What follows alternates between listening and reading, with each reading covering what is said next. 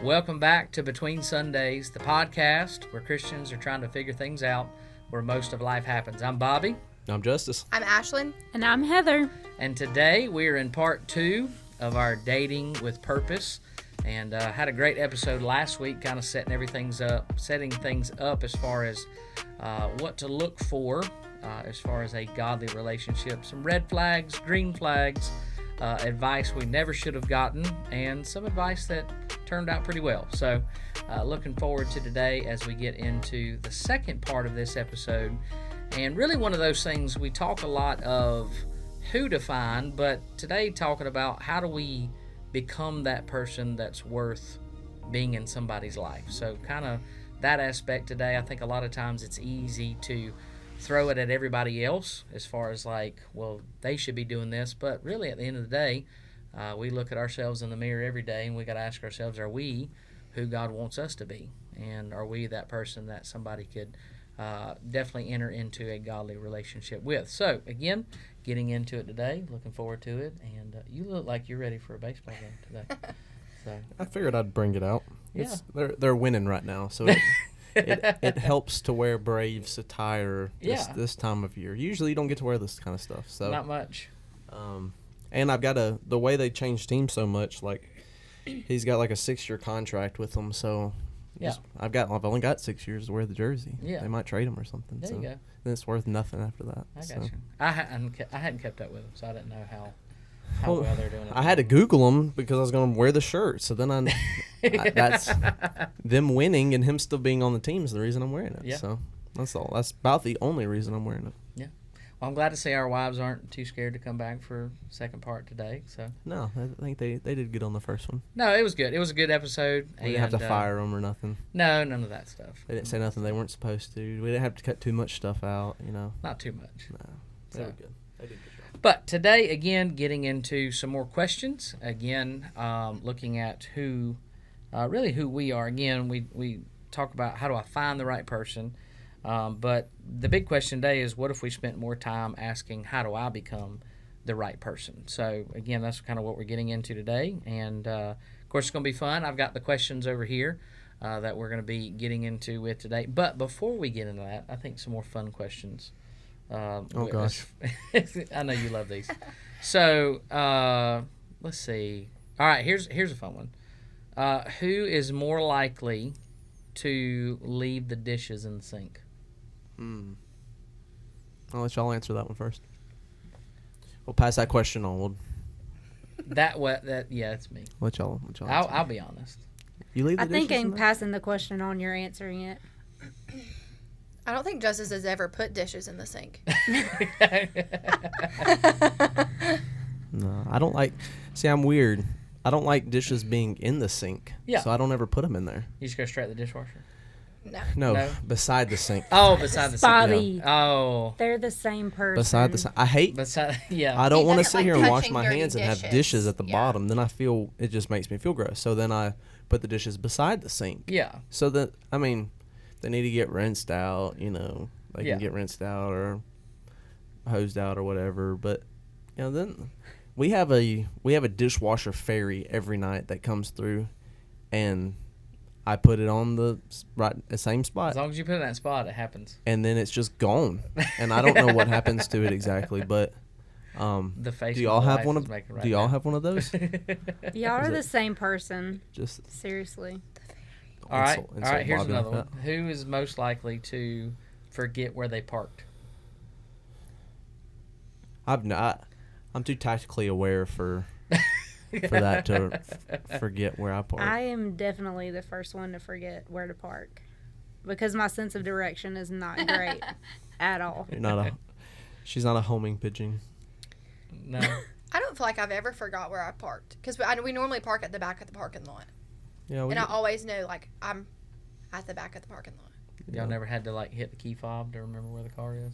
No. No. On a parking garage, I have. Yeah. Just because those. That's just fun. Yeah.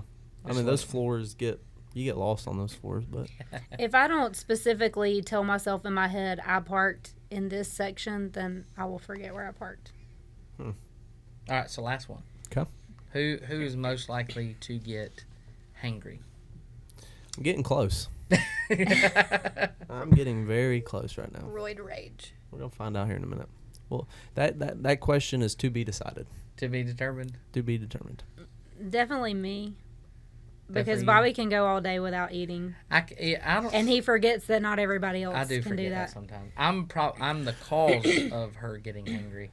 We'll be in the Sometimes. office sometimes, and he'll just disappear and then come back with like $45 worth of QT, and he's just like, "I got That's my food." Well, mostly that's too because I have a teenager. Bunch of sugary stuff. I have a teenager. Well, you're not supposed to say that stuff. No, that's called I have a teenager, and he wants 9 slices of pizza when we go to QT. That is true. So QT pizza is good though. it is good. Their breakfast pizza Is legit, Mm. and their apple pie has officially beat McDonald's. I'm just gonna say that right now. I mean, I'm never driving through McDonald's just to get an apple pie. Though. I don't just go through it. I mean, it's an add-on. Yeah. It has been. I'm not gonna. I'd be lying. I don't even know how we started talking about this, but QT puts their apple pie out in the mornings too, and so I'm not gonna lie and say I haven't grabbed an energy drink and then grabbed an apple It's a pie good and breakfast. For started my day. breakfast. It's a good breakfast. Balance. Yeah, Breakfast of It's fruit. champions. it is fruit. It It's is healthy. fruit. It's healthy. An It's apple healthy. pie a day keeps whatever away. While our wives are looking at us like they're gonna die young because of how we're talking over here. If we're lucky. Yeah. All right, so let's get into it today. Again, this topic of how do we become the right person. Again, last week, a lot of setting up of just kind of what does a biblical relationship look like, red flags, green flags, things like that. A lot of hoping Casey took notes last week for the right people. And or the right person, especially with the rides coming up. Right woman. We right should woman. say that, Yeah, Casey. right person. Right woman. It's not. So- We're not looking for no they thems or nothing That's like true. that. That's And we'll very cut true. this part out. We'll Yeah, cut this that'll part out. go out of it. But it'll be all right. But so we talked about a lot of that, kind of laying a foundation. And of course, through all of that, last week, obviously we kept coming around to this, the main thought of dating is for looking at marriage and looking at who that person is that we could see walking down an aisle and saying I do to. And so I think we'll just continue to build on that today of not just throwing it at everybody. Obviously, you know, if I was wanting the right person in Heather, as far as in our relationship and our marriage, I needed to be willing to be the right person for her as well. Because again, marriage and relationships are that two-way street. And so, you know, obviously we don't want to throw it all out at everybody else and not look at ourselves. So, so kind of getting into that today, getting into becoming that person that God has us to be. I'll just kind of, again, throw these questions out there and we'll kind of see who jumps in. But looking back, how much did God need to grow you or, you know, develop you in ways, things like that, before marriage? So I can just go ahead and speak for myself. We talked last episode about how you and I both were in kind of longer relationships before we met each other. And I had started that growth process at the end of that relationship. And so it was good for me to have that time without a relationship to really focus on my relationship with the Lord and to grow. And then that way, once I was where I needed to be spiritually, God just brought you into my life, you know, his timing. So perfect timing. Yeah, I mean, like we talked about last week, she was right at a year. I was probably about 8 months, I believe, coming out of the relationship that I was in. But I say it like this. I think in anything, if you don't know who you are and if you can't be content in who you are in the Lord, it's hard to find who or what is going to complement your life or be necessary for your life. So, Yeah, no, I think we all have an idea of what we are looking for, and I think a lot of times we forget that there's also someone else out there that's got an idea of what they're looking for. yeah. And you can't want something higher than what you're willing to go yourself, and you know you can't do certain things and still want someone super spiritual or and I don't want it to sound like you've got to focus on yourself first, but really allowing the Lord to mold you into the person that He's preparing you for your spouse is a big deal, because you might find them at different times, but you've got to make sure that you're choosing the right one, and at the same time they're choosing the right one. I think sometimes we get too focused on ourselves, where we expect the other person to do the heavy lifting, and this is just who I am. And I really think realizing that you've got to be moldable is a big deal, but also putting that into practice of saying, I'm taking a step past, Lord, I want you to use me to the Lord is using you, and that's when you find your person. So I think it's a two-way street. I think a lot of this is a two-way street. Yeah. I think what is the toughest part of that question right there nowadays is just people not being able to not be in a relationship. Yeah. A lot nowadays.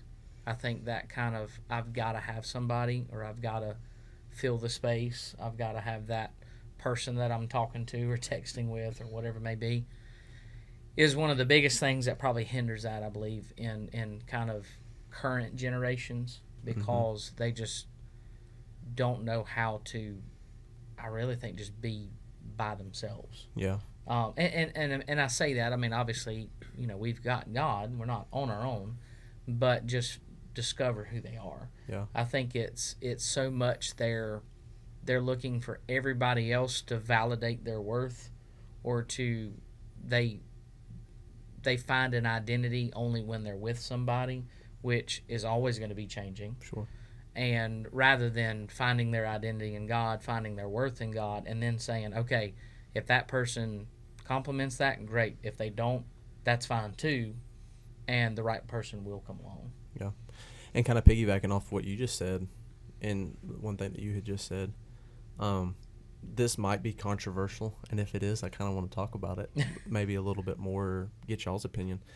There is no benefit to dating someone at 14, 15. No. There is nothing good that's going to come out of that. Yeah. And I think a lot of times as younger people, we see, especially in youth groups all over the place, and it was the same way whenever I was in youth group too, of who's got a boyfriend, who's got a girlfriend. And I think a lot of times we find those that are reliant on a relationship finding themselves in a worse spot when they are ready to get married and are ready to pursue a real relationship. And so I think it's dangerous a lot of times when you haven't taken the time for the Lord to show you who you really are. Yeah. And you've always had someone telling you what they think you are. And we become dependent on that, I think. Yeah. A lot of feeling the feeling of being left behind scares a lot of teenagers, and it breaks my heart, but we see a lot of bad situations that didn't need to go that direction come out of stuff like that, when they feel like they're left behind, or they feel like they're not living up to the sense that they feel like they should be, but someone else is telling them that they are. And really allowing the Lord to work in your waiting stage. There's nothing wrong with waiting on the Lord. Yeah. Because if you don't grow close to Him while you're waiting, you'll never grow close to Him. Yeah. So. Well, I mean, realistically, at 14, who really knows what love is anyway? I mean, yeah. When you're talking about that, as far as a love that is a long-term type, yeah. Not just physical or affection in the moment, but a true, let's say it like this, not just a feeling, but a choice. Well, we've got a skewed reality of what relationships truly look like, and I fear that a lot of it is rolling over into Christians' lives, where they're allowing I don't apologize for it. They're allowing garbage that they're watching to affect their kids. I mean, you can't get on social media nowadays without hearing Love Island and Yeah. what all garbage is going on with that. And you look at that and say, those people look so happy, and we know it's fake, but these kids don't know what's real and not. And so I think we have we've put an image on what we think it is, and it's not the case. Yeah. And I hate that too, because it's garbage. It Oh, really yeah. is. It's just filth. There's a lot of editing to make it look that way. Oh yeah, yeah. And it's heartbreaking because there's people that long for that fake. Yeah. And they long for that reality that's not even a reality. Yeah. And a lot of people get hurt because of it. Yeah. Let me ask this.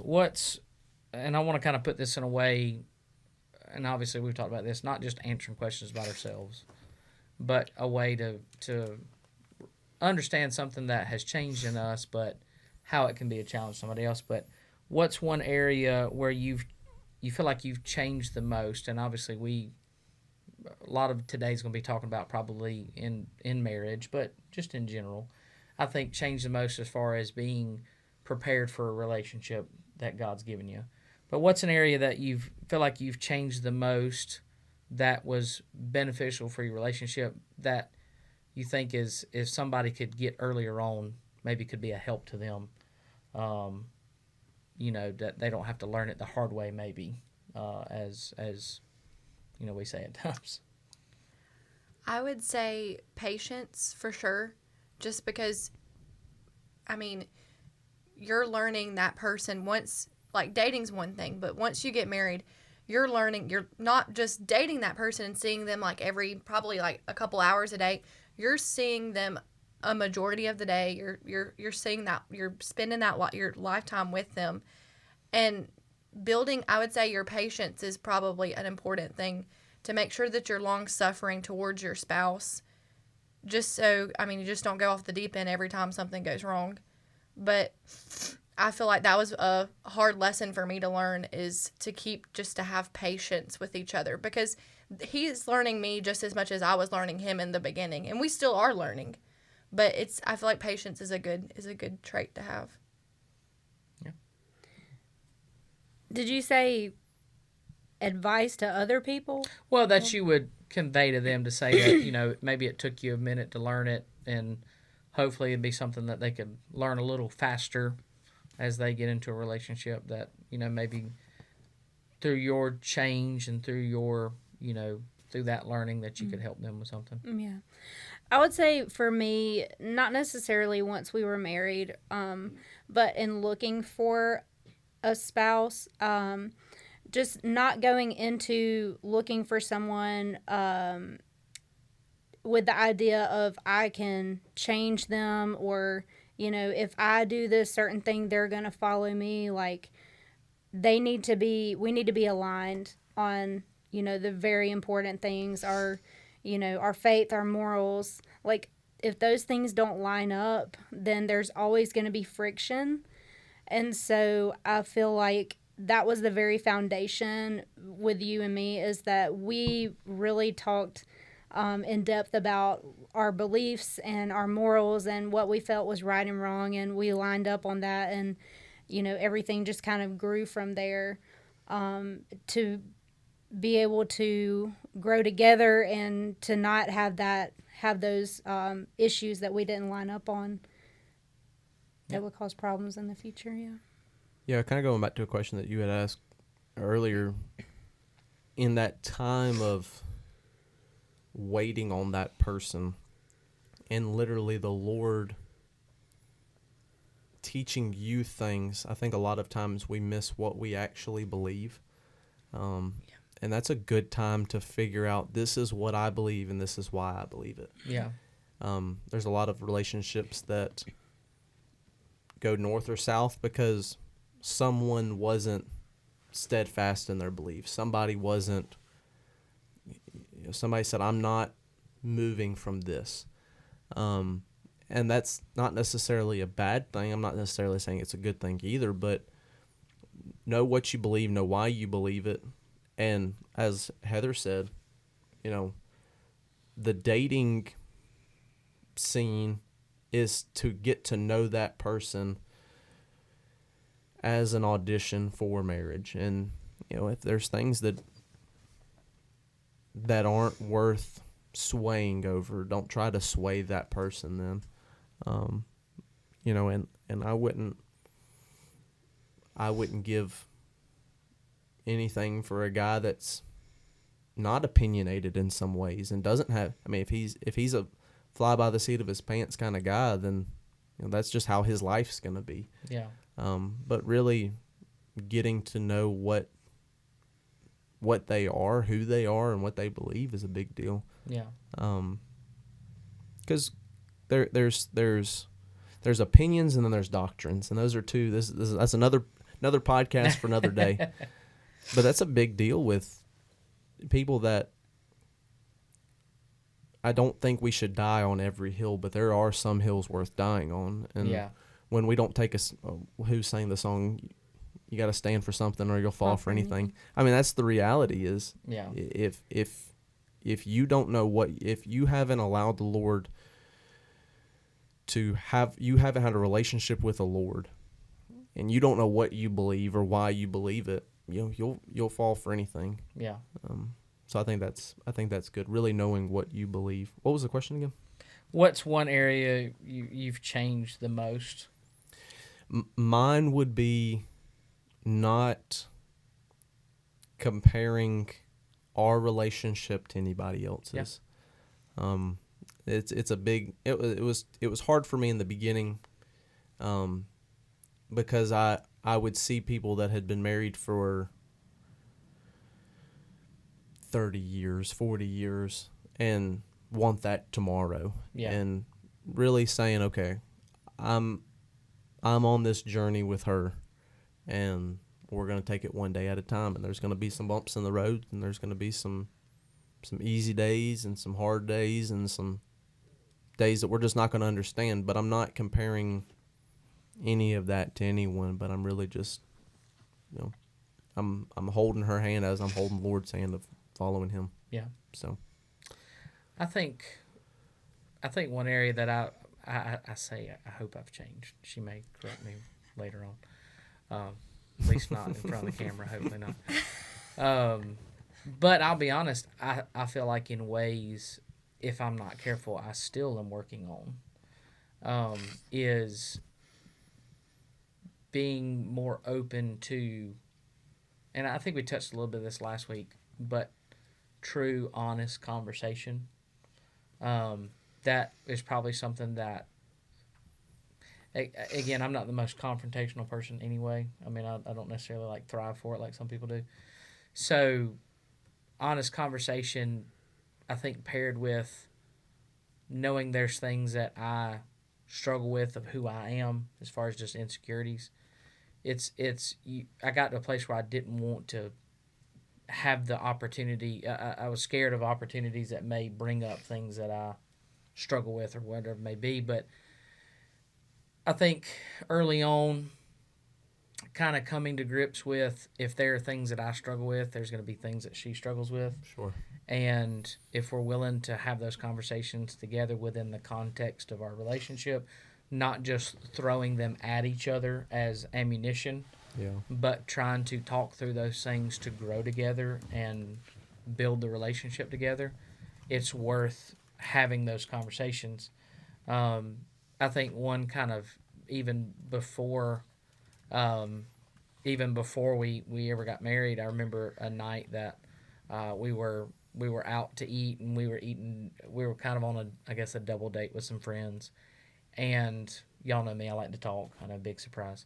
And so we were there kind of late, and she kind of nudged me to be like, hey, they've got to go to bed too. You know, we probably need to wrap this up. Nothing in a mean way, nothing like getting on to me or anything like that. And I clammed up. It was just because I had, come out of a wrong relationship before that. that was something that, I struggled with, and that person kind of using things against me. And, I'm taking her home, and she's like, look, like, I promise this ain't at you. I'm not trying to hurt you. This is just us growing together in all of this. And it was kind of in that moment I realized, like, if it's not meant to be at me, but where it's meant to be for us and growing and talking, then it's worth having tough conversations, and it's worth being honest in things, and allowing that person that you love to say, hey, I want to help you grow in this area. And I don't know. I feel like that's an area that I have strived to change in, as far as in open conversation and being willing to allow criticism in the right way if it means we're growing together. But again, still days that I probably deal with it, or it'll rear its ugly head at times if I'm not careful. So, but I do want to kind of touch on this though. There is, and I know y'all have no problem with this, and this is why I can bring it up. There is a difference between criticism for you getting help and criticism for you tearing down. And if someone's always trying to change you to be who they think you should be, or trying to change you to be who they want you to be, tie your shoes as fast as you can and run. Because the devil doesn't want you to do anything for him. And if he can find somebody that you will allow to get you off track just because you're listening to them thinking, well, if they're seeing this in me, I should change. And there are qualities that Aisling says to me, like, hey, you probably shouldn't do this again. And I'm like, I thought the same thing. Yeah. But I don't think there's ever been a time where we've really tried to twist the other one's arm into becoming the person that we wanted them to become. Because I didn't marry her, and you didn't marry Heather for us to change, and we married them for who they are. And I think when you're looking for that relationship, putting yourself in that perspective is a big deal. Yeah. So, kind of one more in this little segment, and we'll kind of keep going forward. We need to cut to commercial break. We need to have a little commercial break. We got to figure out some sponsors. Yeah, that's true. We do have to have commercials still. So. we're getting there.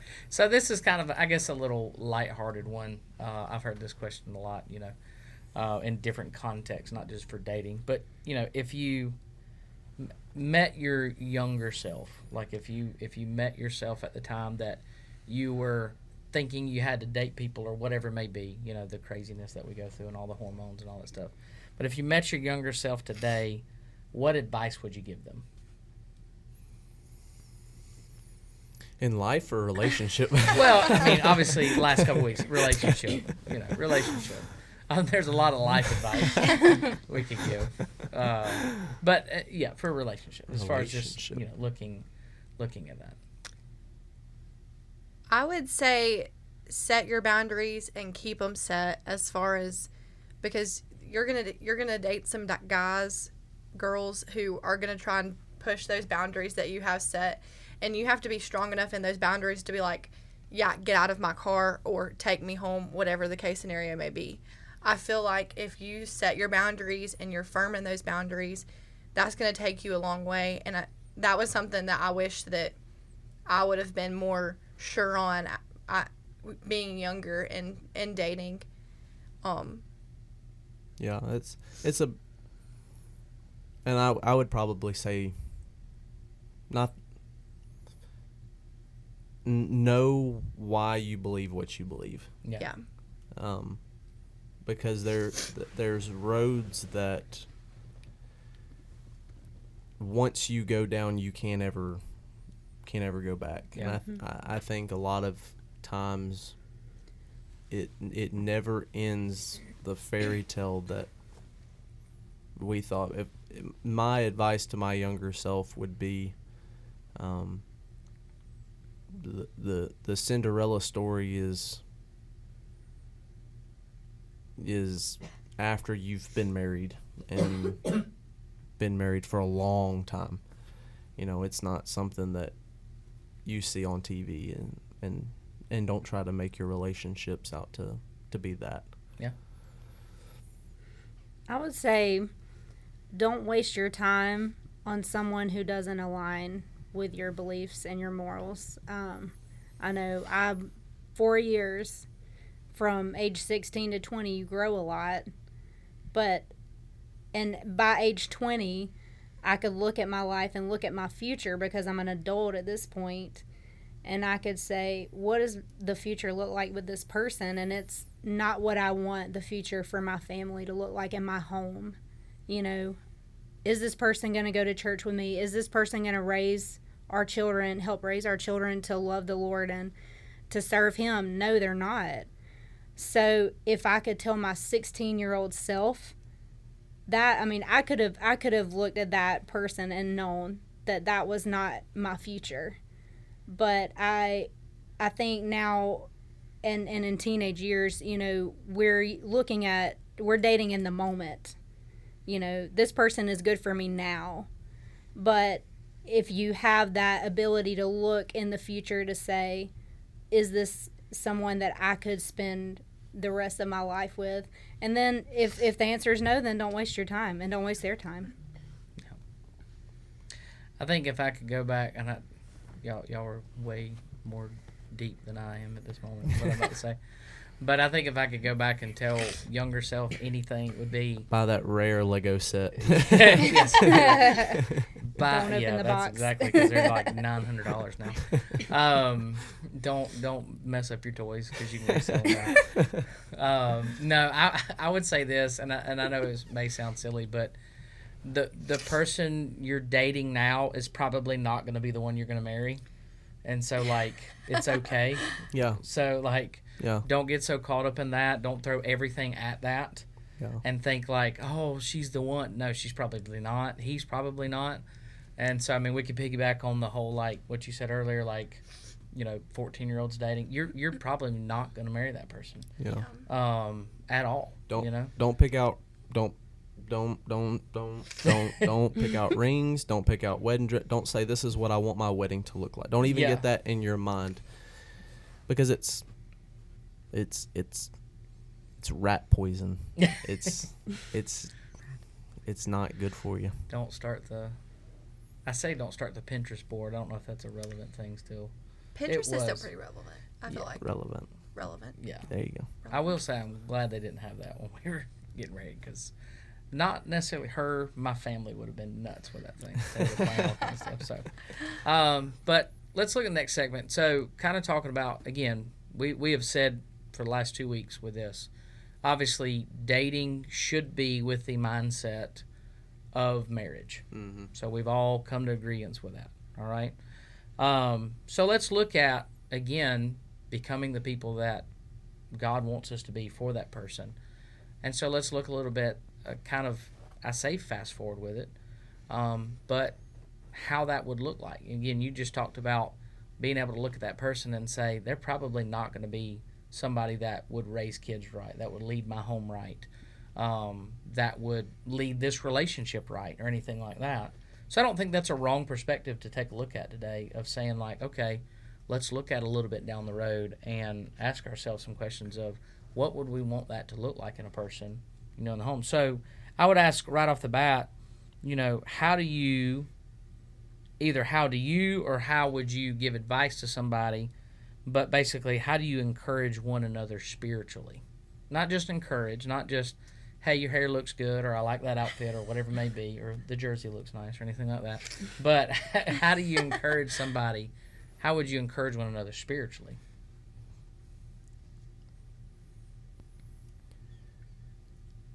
I think a lot of, I know people can change for the better in a lot of senses, but one thing I was never an option with my mom and dad, and I always carried that with me even into ours of, we're gonna go to church on Sunday, and I've tried to in their seriousness in that, I've tried to make sure that the best way I lead her spiritually is by example. And we can read all the self-help books, and we can read all the books on how to help your spouse grow with the Lord, or we can recommend all the books, but I don't think you can do a better job than by leading by example. Yeah. And so if I ever see her attitude or spiritual demeanor change, a lot of times it's when mine did as well. And being honest, I would say that she does a very good job of following my direction. Not following my directions. She doesn't do a good job of that. But she does a very good job of following me. And I can usually get the temperature of myself based on how she is. Yeah. And so I would dare to say a husband or wife that isn't being encouraged spiritually is because one isn't leading by example. Yeah. But what do you think about that? You got any thoughts on it? I know one way of, as far as just kind of a direct way of it is, especially as I've seen her grow through the years,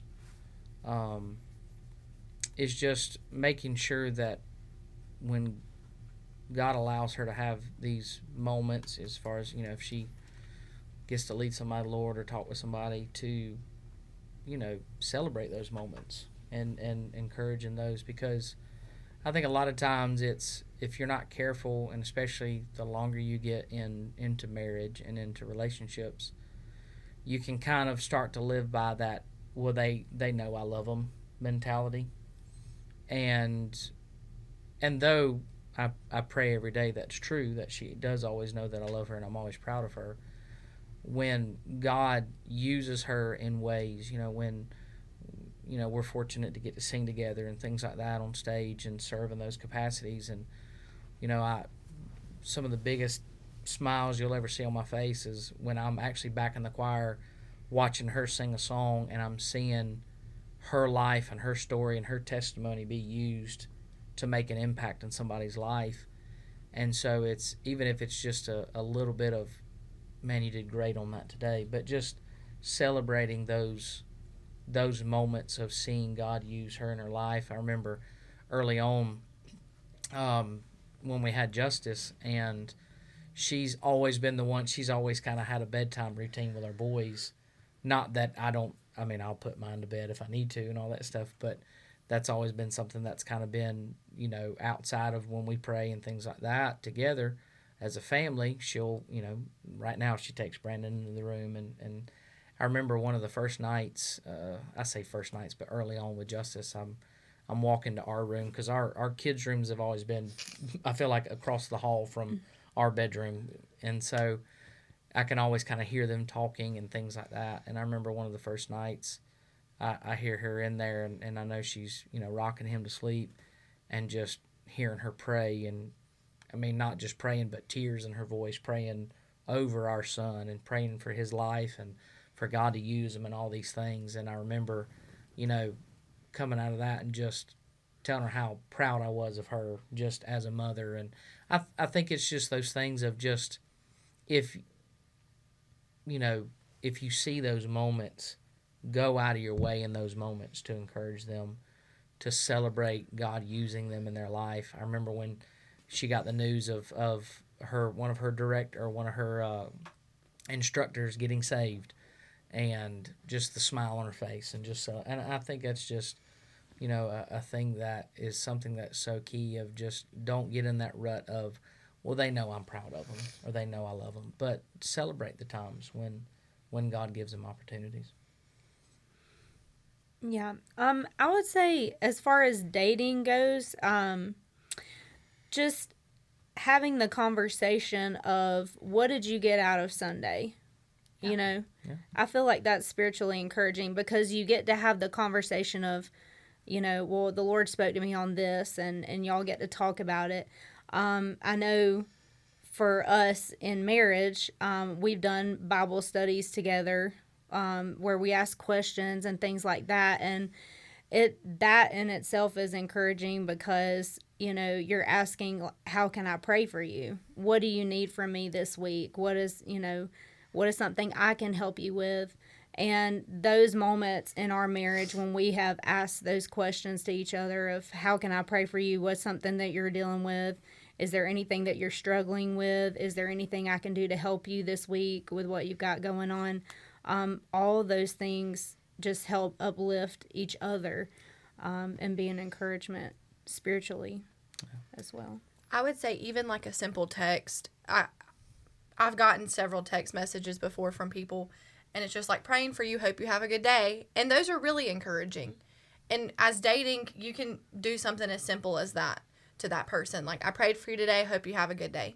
And that can go a long way, just knowing that someone has spent their time and they've called your name out in prayer, and then they texted you about it. I feel like that's just a simple, easy way for someone who is dating someone to let that person know that they're there and they're trying to encourage them. Yeah. So here's one. I think you'll probably want to jump in on this one, just because I remember you talking about, was it the relationship or the person you were talking to, and Dad was like, if they go to church a certain amount of time. Yeah. So this question, what role has church played in your relationship? Oh, huge. Huge. Church is how we met. Yeah, I mean, it's everything's been centered around that environment. And if you're dating, this sounds terrible. If you're dating someone and you're wondering if they're a good one to hang on to, and they start coming to church because you have invited them to church, and I don't recommend it, but if you do a mock breakup and they quit going to church, just stay broke up with them. Because if they don't have the basic stuff down, Yeah. and I wish this statement wasn't true. The only person I can really reflect from this statement is myself. But if they're not doing it then they're not going to be doing it now. Yeah. And you know, I like I said, I wish there's ways in my life that I strive to grow. But there was stuff that I wasn't doing back then that I'm still not doing now. And you know, if you really want to know someone's spiritual character, it's going to be whether or not they're in church. Yeah. And they're disciplined in it. That wasn't shout out my mom and dad, like that was never a question. And Yep. there was times when I was sick and they didn't believe me and we went to church. Yeah. And Sounds like Sarah Joe over It there. definitely does. you can ask Ashlyn, you know, there's times where she's kind of been like, I don't know, and I'm like, no, we're going today. I don't think there's ever a Sunday morning now that I say I think every Sunday morning I say I'm not going to church. I think it's an every Sunday thing now, and I think it's more of a game that I like to play where I have to let her convince me. I'm like, I'm not going today. They don't care about me. I'm not going. I've heard the sermon before. I ain't going. She's like, you've got to go today. But that's a big thing. If they're not going now, they're not going to go later on. Yeah. And if you've got to, believe me when I say it, if you've got to talk them into going to church now, you're going to have to talk them into going to church right. later. And you don't, I can't speak for every church. I know our church is a little different, but you're not going to get the spiritual growth that I believe a Christian needs just by going to church. But I think going to church is going to get you to that base level. Mm-hmm. Yeah. And then your walk with the Lord throughout the week is going to heighten that. And so I've always thought if they can't do the basics, they can't do the big stuff. Yeah. And so that's my opinion on it. And I would say, like, even there's going to be days that you're not going to feel like going to church yourself. Every Sunday morning, I don't feel like going to church. But, and there's a part of our relationship that I feel like I love is because probably the most is the days that I don't feel like going, he is sitting there and he's like, get your butt out of bed and go. And a lot of those Say it days, just like that, he too. does. And a lot of those days, and it's vice versa because I say it to him too. It's a lot of those days, it's the day that I needed to be in there the most. It's something that has touched my heart, or it's something that I needed to repent of, or I've just gotten fed. And I feel like, and just piggybacking off of what you get in church, yourself in church, but also if that person's not in church as well, yeah. That doesn't mean they're a bad person. No. And I don't want that to sound like, but I'm saying if you think you want to marry that person, Yeah. it's not your job. And I don't make any apologies about it. It's not your job to raise someone else's kid. Yeah. And if I see, and shout out to all the teenagers that we have in our youth group and youth groups that I see where maybe mom and dad didn't set that example. Yeah. But they are going out of their way to say, this is the standard that I'm Good setting. job. Those are a little bit better prospects. Yeah. But if find you somebody that's not making Sunday morning an option. And I've no joke, I've had teenagers where I've said that to, and they're like, do you know how few people that is? And I'm like, that's exactly That's a good right. thing. That's Yeah, that's a good exactly point. right. That's the point. Is it's not let's see how many of these boxes can I check before I become it's like, no, make you a list of what you expect out of a person and expect them to have a list of what they expect out of a person. And because we all have that story of that friend has got the list of the perfect person, and then they're nothing to write home about. So live life that someone else has got that list looking for you as well. Yeah. But it needs to start have a foundation in church. Yeah. I just think integrity, the word integrity, is something, it's who someone is when no one's watching you, right? So the question to me would be, was this person who I wanted them to be and who they're portraying themselves to be before they knew I was interested in them? Or are they acting this way to try to attract me? Yeah. I mean, we've seen that, right? And so, if they can put up a front to attract you 30 years later, are they still going to be putting up that front if it wasn't something that was important to them before they noticed you? Are they going to still be able to hold up that standard 30 years from now? Yeah. Sure. Probably not. Yeah. Yeah, I mean, it's definitely a lot more comforting knowing that the common ground or the start of the relationship is church rather than somewhere else, because at least and I say it from your perspective, that you didn't have to drag them there, that it was just kind of where it started. Yeah. Is such a good thing, because I mean it's like you said. I mean, if there's only a few, it's a lot easier to weed through like 3 than it is 30. So I mean, if there's only a few there, that's a great thing. No, At least I just thought of this, and this is really funny. Disclaimer, though. Going to church shouldn't be the only box that they should have to check off. I have met some of the worst people in my entire life that will be in a church on a church pew on Sunday morning. Yeah. That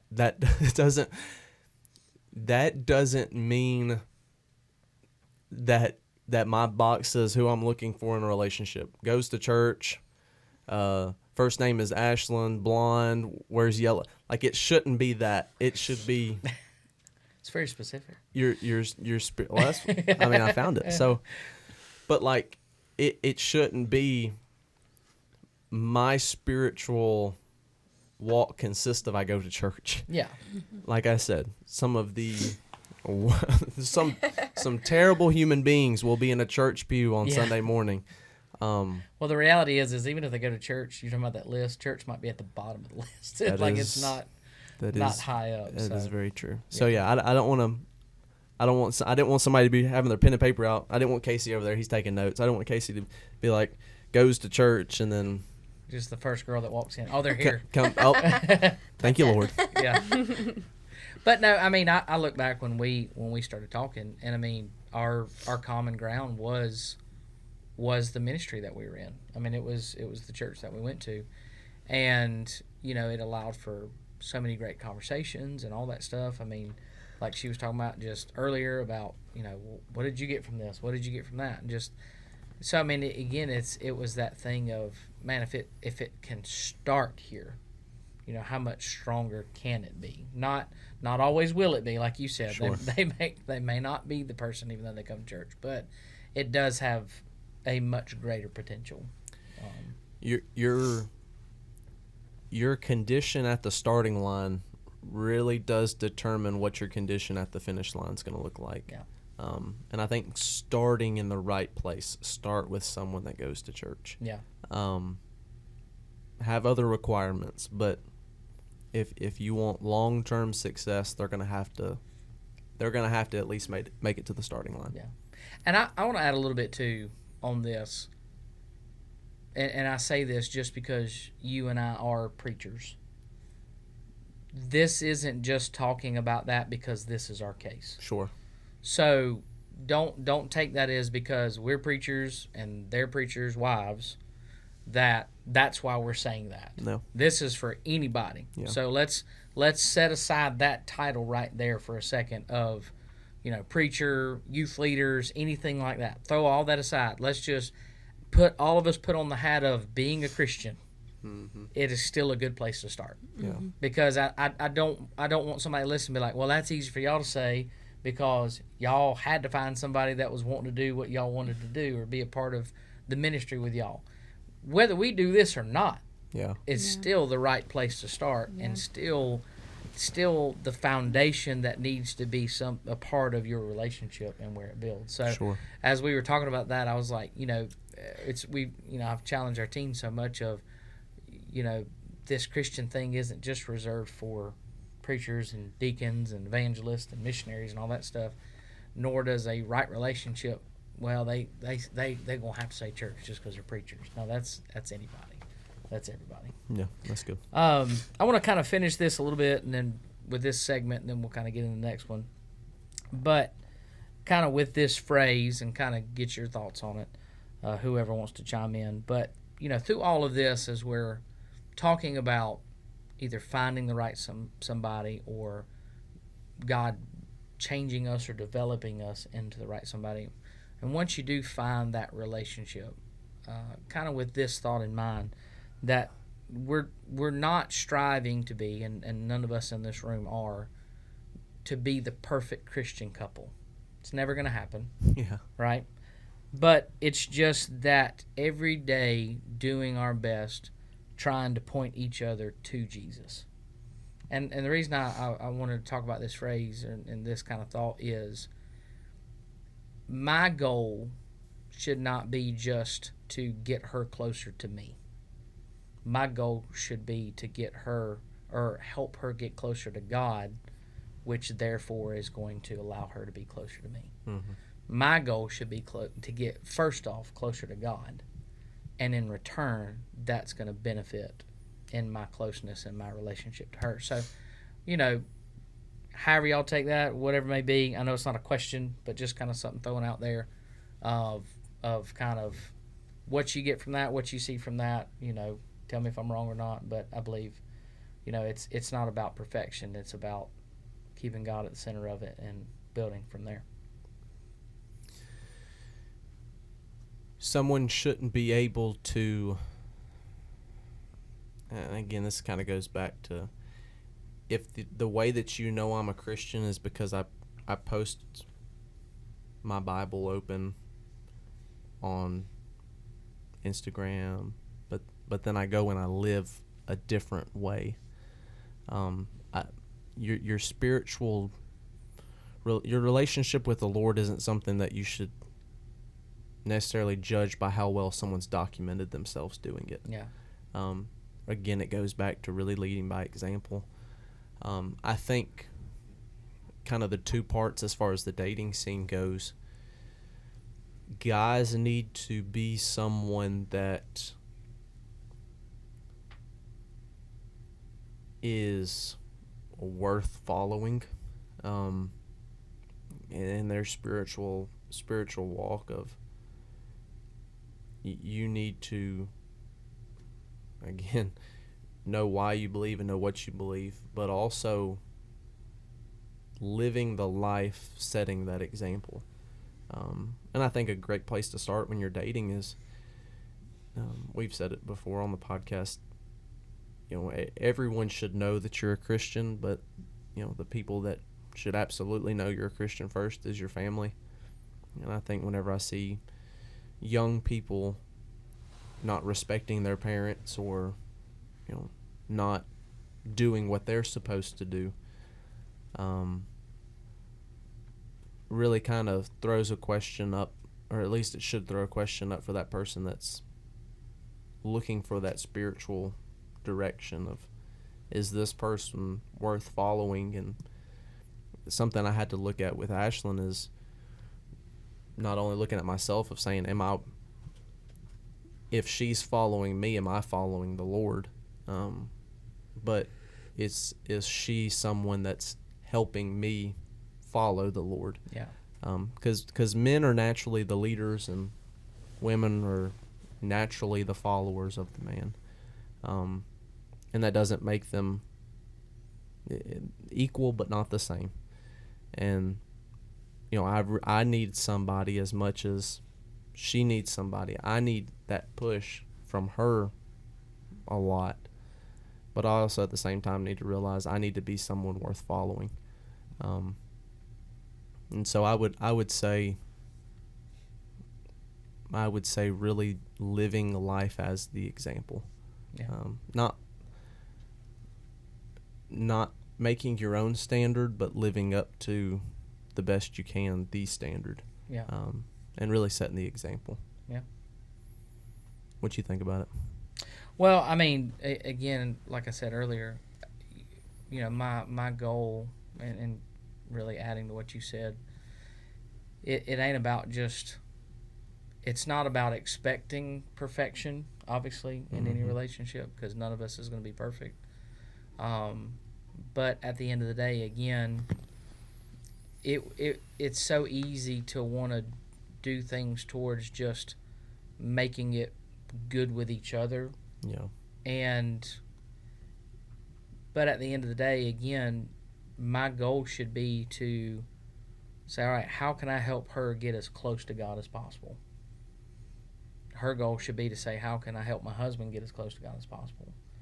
The reason why is if we're both striving to get close to the same person, it's naturally going to bring us together to where we need to be. Yeah.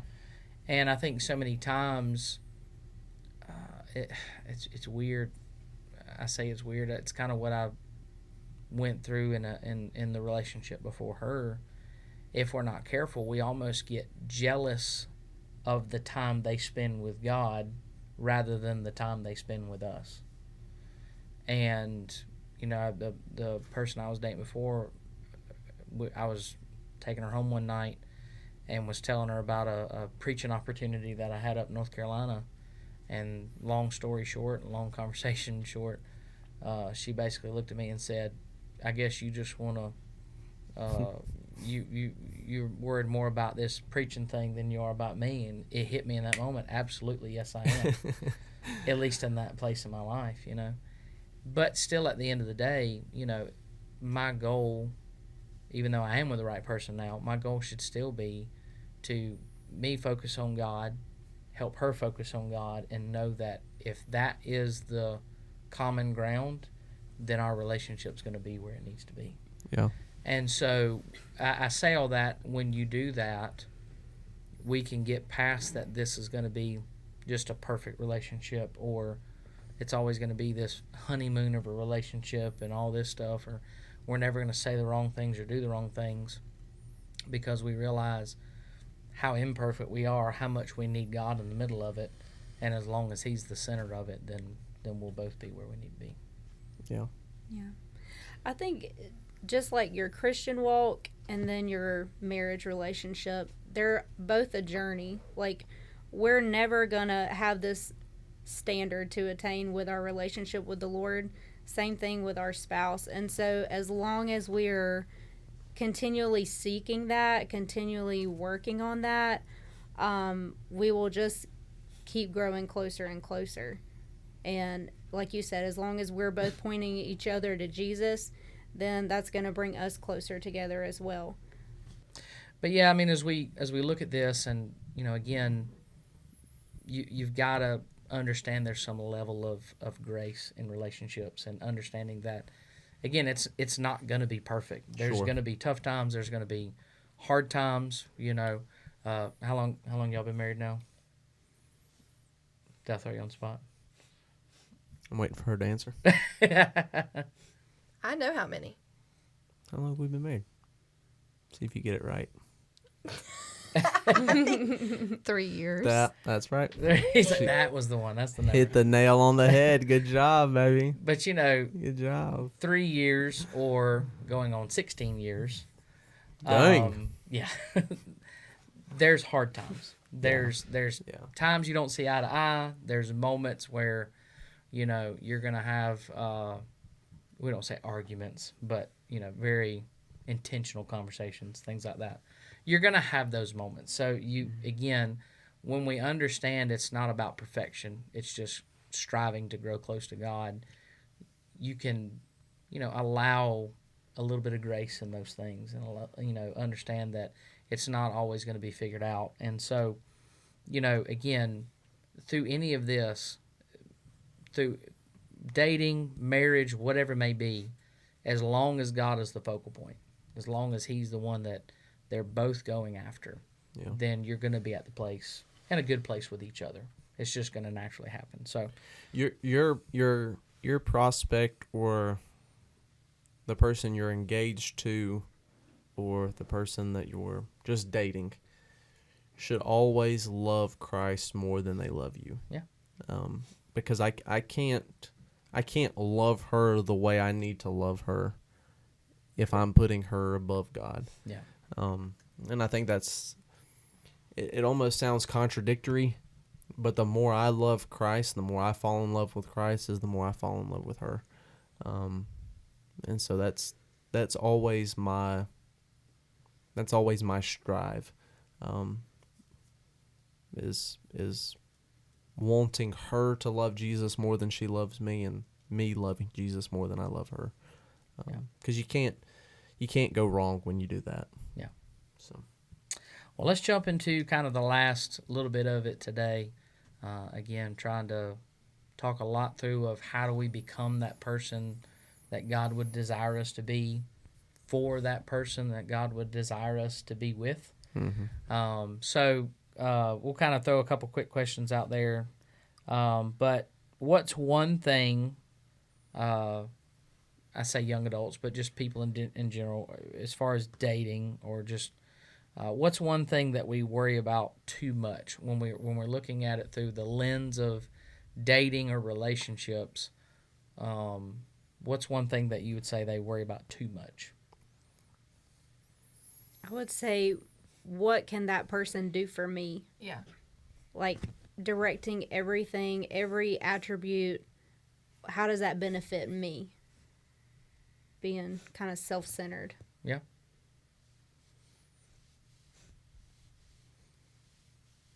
What was the question again? What's one thing that young adults or people worry about too much, especially, and again, we're talking about dating and relationships? I'll say one while you're thinking. Yes, please. FOMO. Yeah. I think that's a big one. Just like if I don't have a relationship now, then, you know, I'm just missing out on so much. And that's not the case. Again, when I got into that previous relationship before her, I had not been in one for a while. Really, through probably my 10th, 11th, and 12th grade year, I didn't date anybody. Not that I didn't want to, just nobody wanted to date me. So, so I didn't date anybody. So I get to college, and somebody gives me that attention, and I'm like, oh, I can't miss out on this. I should have, but I thought I couldn't. But I think that's a big thing. I think that plays into what you're talking about earlier, way earlier, of, you know, 13 and 14 and 15-year-olds thinking they need a relationship, that they've got to date somebody. I think it's just that big thing of it's okay. If you are missing out, you're probably doing better than everybody else at that moment. But even getting later in life, if it's not with the intention of the long term, of the potential of marriage, it's okay to miss out. It's okay to not be dating. It's okay to just have friends and get to know people and all of that stuff, and God will bring the right person along eventually. Yeah. You feel like you're missing out on all the good things, but really you're missing out on the bad things. Yes. By not just dating because you're afraid to miss out. Yeah. Yeah, that would probably be what mine would be. Another big one too is I've had people ask, you know, when I was dating Ashlyn, how did I know that was the right one? And honestly, I just never questioned that it wasn't. And not saying that's not the way to go, but it was something that I had prayed about, and the Lord gave me peace, and I never had second thoughts or wondered, is this who the Lord has for me? Is just what I knew. And then I think a lot of times when we get like that, that's probably a good place to, if you're questioning if this is the right person or not, really self-reflect of saying, is this the right person or not? Yeah. Because it's not a bad thing to ask questions, but again, going back to what you said, you don't have to, don't do something because your friends are doing it. Don't have a girlfriend or a boyfriend because, well, my best friend's got one and they're not giving me as much attention anymore. I think a lot of people could save a lot of heartache if they just got content with the Lord. Yeah. Because I think that's what we're striving for. We're striving for a relationship and looking in all the wrong places to find one. But really, if again, and right after God made Adam, he said, he saw that it wasn't good for him to be alone. And I truly believe that there's somebody out there for everyone. Yeah. But it's going to be, are you going to be where you're supposed to be when the Lord wants to bless you? Yeah. I want to say there might be people out there that feel like they weren't in the right spot, and you know they didn't do what they were supposed to, or they jumped the gun, and you know, and it's never fun having to come to grips with that. But don't feel like you're missing the boat. My big thing, I always, whenever I was younger, I don't know why I thought this, but I was like, it's kind of funny thinking about it right now, because I never had girlfriends or anything like that whenever I was really young. So, but I was like, nobody hit the 6-month mark. No, nobody could. But I always thought, man, the Lord's coming back tomorrow, I'm never gonna get this opportunity. I'm never. You ever pray that prayer like, Jesus, could you I'm just never not even come gonna. back this I'm year? never even gonna hug a girl, and I, I truly thought that in my mind, I was missing the boat, not because of all my friends, but because the Lord was coming back, and. You know, I truly, like I said, I truly believe He's got someone out there for everyone, but Yeah. making sure that you're in the right spot, to be where Christ wants you to be when He wants to bless you. Yeah. Right. I mean, there's no reason to be in a rush. It's going to happen in the Lord's perfect timing, and you being in a rush is just going to get you in a real big pickle that you don't want to be in. Yeah. That question goes both ways. Of, you know, I've never necessarily heard of anybody, but I can only imagine someone on that other end that's wanting to, hey, we need to hurry up and do this. Right. We need to, you know, a lot of times I have heard of people getting a lot of kickback from people trying to take things slow and another person trying to speed things up. And again, if the Lord works in His perfect timing, and you'll never go wrong by standing still long enough to hear Him talk.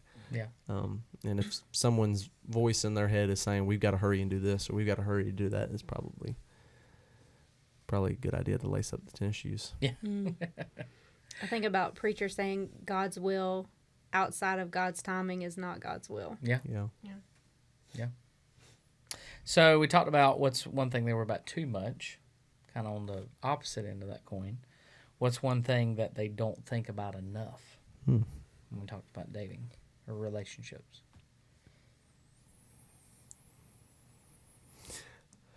I can live and I can do whatever I want to, and the Lord's still going to bless me with the perfect person. Yeah.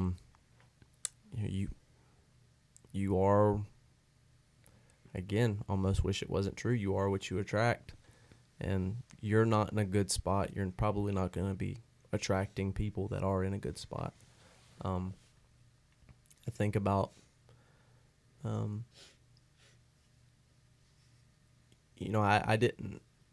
didn't have to persuade Ashlyn any to become more spiritual after we started dating.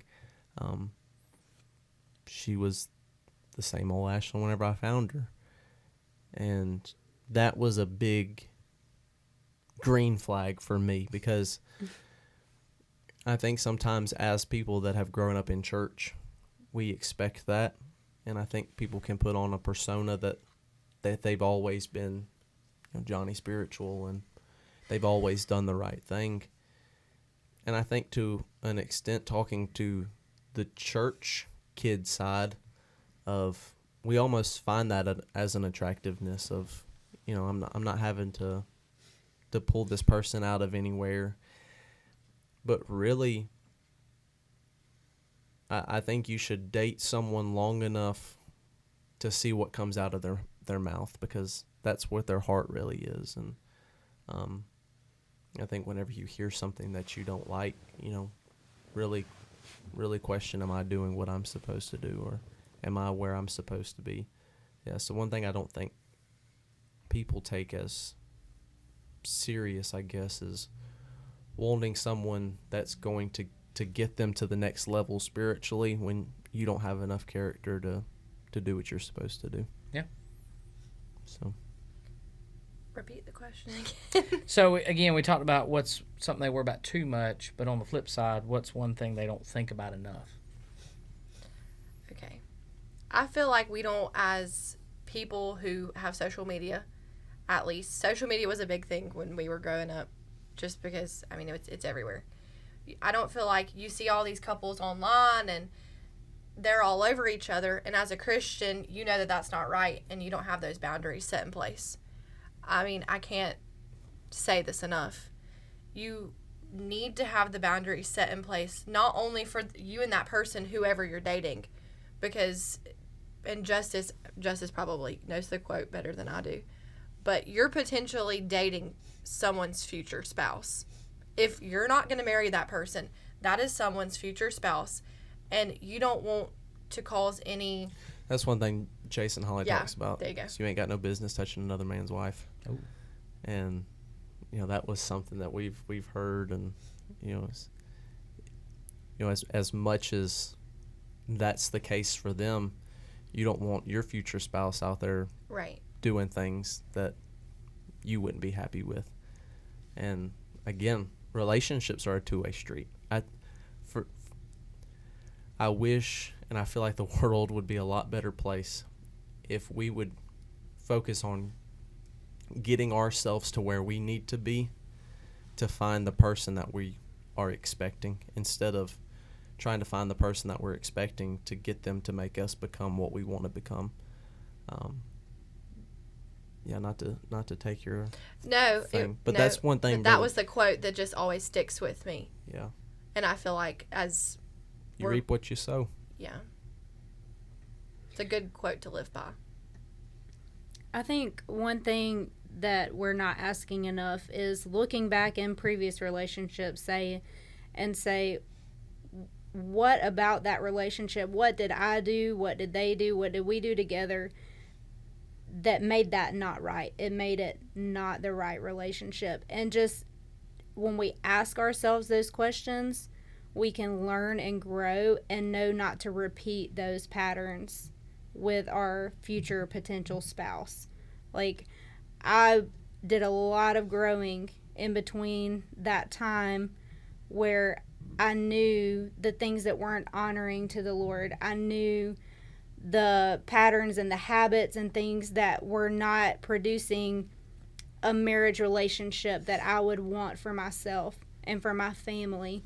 And so in asking those questions and setting those standards and boundaries, I knew going forward that we're setting ourselves up to be successful in a marriage. I think somebody, and this, I know we're kind of closing out, but two things with boundaries. One, when dating someone, set boundaries in every situation that you can. I promise you will not be strong enough to set boundaries that you haven't already set in that moment. And set boundaries in a way that when you lay your head on your pillow at night, Christ was honored with your life that day. Yeah. And set those boundaries ahead of time. I've had friends that's like, I'm not going to hold her hand. That's a good thing, okay? But there's people that don't set any boundaries and are in a world of hurt. Yeah. Set boundaries before you get to that spot. And the second part to that, anybody, again, I don't mean this mean. If you take it mean, I'm not sorry, but If you take it mean, we're talking about anybody that doesn't respect your boundaries isn't worth living with. Yeah. Anybody that you say, this is my line, this is the line that I have set before God that I'm not going to cross, and they have no problem crossing that line, buy a brand new pair of shoes and lace those up and run. Yeah. Because that's going to be something that you're going to regret for as long as you're married, honestly. Because that was something that Ashlyn had standards that she had in place, that I had in place, that if we ever swayed, we had the other one keeping the other one in line and accountable. That would be a big thing of set boundaries. And again, in the dating world, it can be something as stupid as you want it to be. But if that person says, okay, that boundary's stupid to me and I think you should cross it, run. Yeah. Because it's gonna stand the test of, are they in it for me or are they in it for what I can give them? Yeah. And if you don't know where to find boundaries, the Bible has a great list. It really does. Amen. You can go through and find it. But also the fact of this, my mom always said this, and I don't even know if she listens, but hopefully she does. Shout out, Mom. Shout out, Mom. She always said, people who play with fire are eventually going to get burned. And I take that into the account of that's why you need to have the boundaries set in place, is because if you keep just, oh, it's not that bad, oh, whatever, you're going to get burned. You're going to regret it for the rest of your life. So set the boundaries now. Get in your word. Find what the Christian life, what the Bible says about dating, or what you need to keep away until marriage, and stand on that, because you don't want to get burned. Mm-hmm. I'm not trying to drag this out, but I have a funny story. Of course, I taught Bible class last year, and I'm not going to put names out there. But I was very proud of this in particular individual. We had just got through, I believe, 1st or 2nd Timothy, and it says it's not good for a man to touch a woman. And he comes up to me afterwards, and he's like, so, what does that verse mean? And I was like, what do you think the verse means?